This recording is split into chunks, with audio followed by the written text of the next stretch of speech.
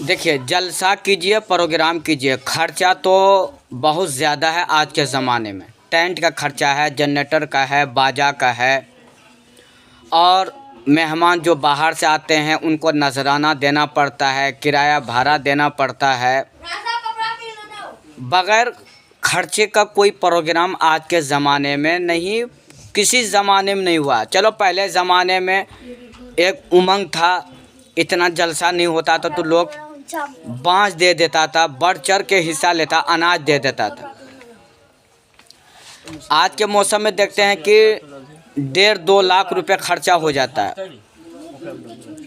1.5-2 लाख रुपए जलसा में खर्चा हो जाता होता है या नहीं होता? ईमानदारी से बोलिए। कहाँ खर्चा होता है?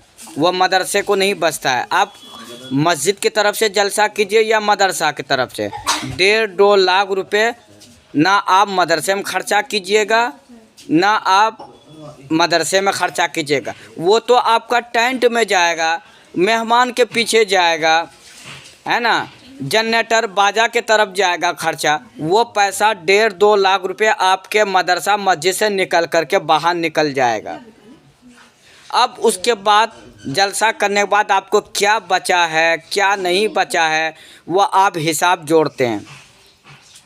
तो मेरी एक नाक़िस राय ये है, अगर आप मस्जिद की तामीर के लिए जलसा करते हैं तो बराए करम आप 10 आदमी मिल करके उसकी तामीर के लिए कुछ अहबाब मुखय्यर हजरात से मुलाकात करके आप तामीर करा लीजिए।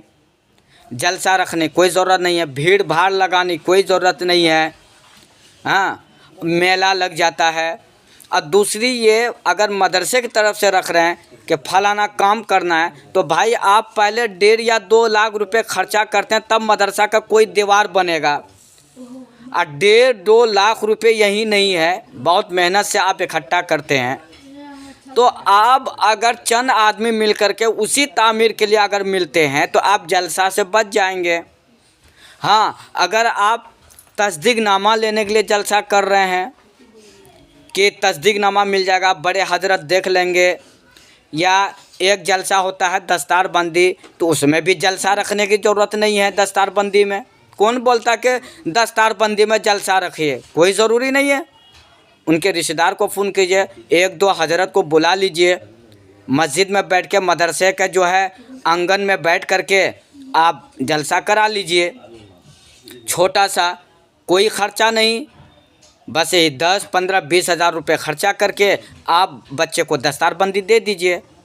मगर जानबूझकर 1.5, 2, 2.5, 3 लाख 2 दिन का जलसा रख करके फजूल नींद ख़राब कर रहे हैं। हाँ, और खा मखा आप मेला लगवा करके, हाँ, दुकानों को बुला करके, औरतों को घुमा फिरा करके, हाँ, यानी कि ऐसा माहौल जलसा की तरफ से हो जाता है जैसे कि क़यामत आया हुआ हो, किसी को चैन सुकून नहीं। जो जलसा करता ना भैया, उसको भी होश नहीं रहता कि जोहर की नमाज़ किस जगह पढ़ रहे हैं और रोटी किस जगह खाना है और कौन सा तामीर का काम किसमें। सिर्फ फलाना सेठ, फलाना भाई साहब, फलाना सेठ से किसी तरह 2 रुपये हासिल हो जाए, ताउन मिल जाए, उसके बाद कोई इखलास नहीं, कोई किरदार नहीं।